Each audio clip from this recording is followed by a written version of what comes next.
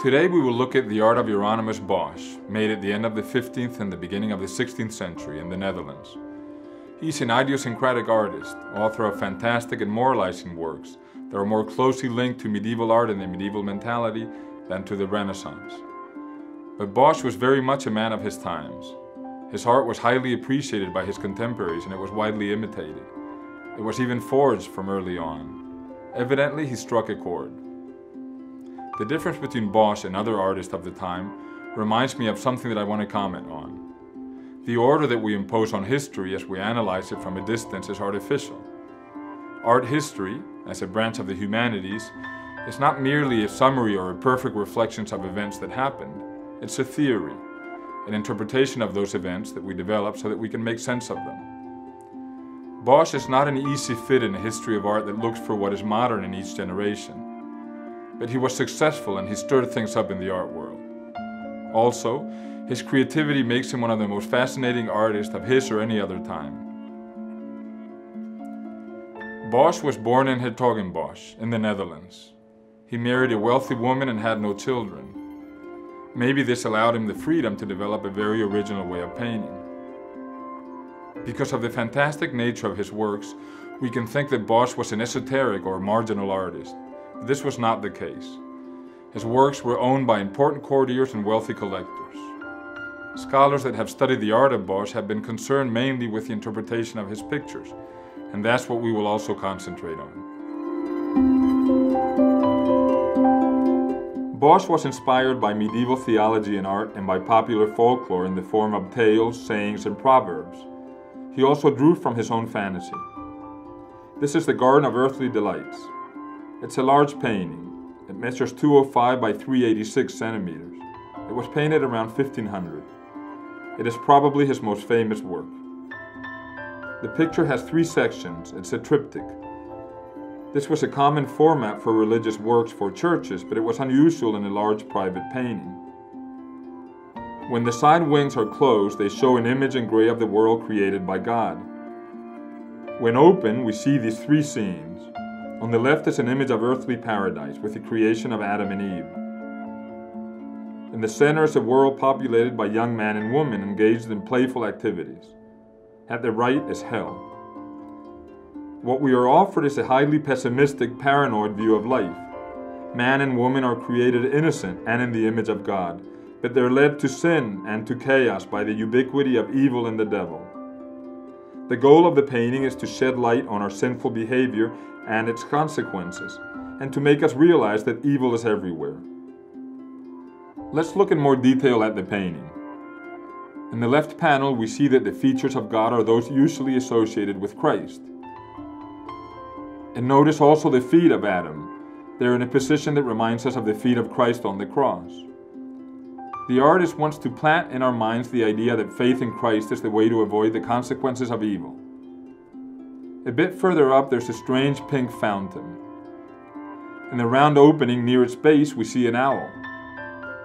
This is an animal of night and darkness, who even here in paradise cast his evil eye on the world. To the right, a rock has the shape and the features of a human head. This type of image by Bosch influenced surrealist painters in the early 20th century. The central scene of the triptych is very different from other paintings that we have seen in this course. Neither perspective nor the size of figures or their placement guides our sight. We are given few hints of what is more and what is less important. The theme here is probably the sinful behavior of mankind. We are governed by our passions and lust and are thus distanced from God. But interpretations of Bosch's works vary greatly. Some scholars believe that this shows something very different, the happy world that could have been had we not sinned.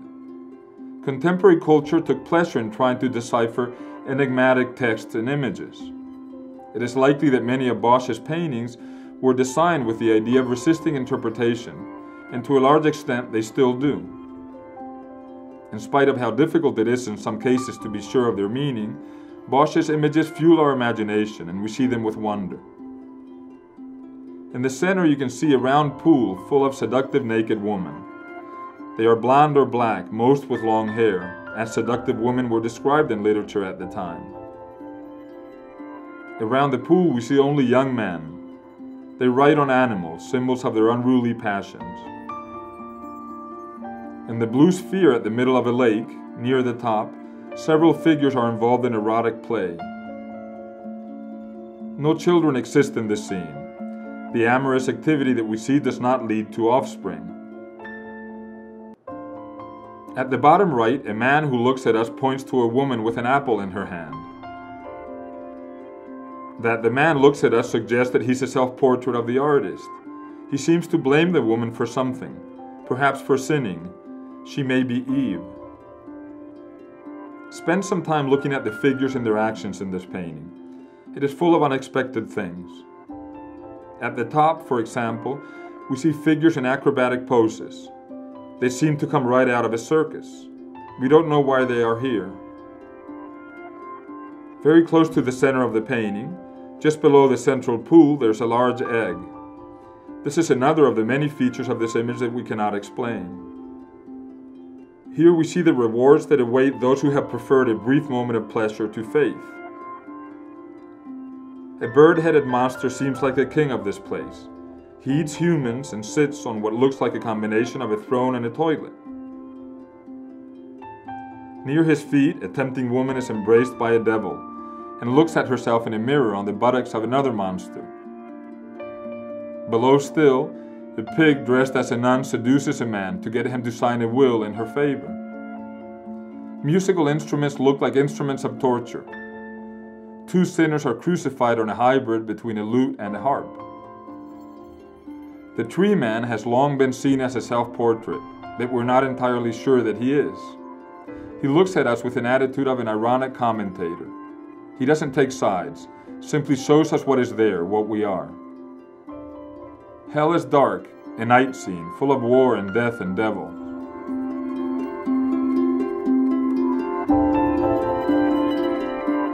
This is another painting by Bosch. It's called The Hay Wain. It tells a similar story. It relates to a text from the book of Isaiah in the Old Testament. All flesh is grass, and all the goodliness thereof is as the flower of the field. The grass withers, the flower fades, but the word of our God shall stand forever. The idea of this text is that we all pursue fleeting rewards instead of faith. Here we see a huge wagon loaded with hay. It is carried by monsters from the side of creation on the left wing of the triptych towards the side of hell on the right wing.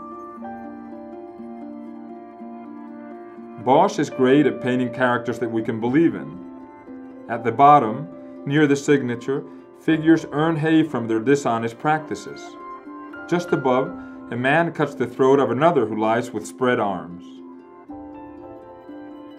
The spokes of the wagon will break the leg of another man nearby as it rolls on. He is part of a group that fights for the hay. On top of the hay wagon, frolicking couples act frivolously at the tune of music played by the devil. Music was often associated in painting with temptation and seduction. A man looks from behind a bush. He may be the artist or ourselves, the viewers. The angel is beautiful and innocent. He leads our sight towards heaven. Here's the key to the whole scene. Only faith in Christ can redeem humans. As in the previous painting, here we find again Bosch's pessimistic view of life. But we also find again that the spirit of the painting, its colors, the actions depicted, appear playful. There's an explanation to this paradox. Bosch is a satirist. He criticizes the world through ridicule and exaggeration and humor. Finally, take a close look at the landscape that extends towards the distance. It provides the link between the art of Bosch and the next artist in our course, Patinier.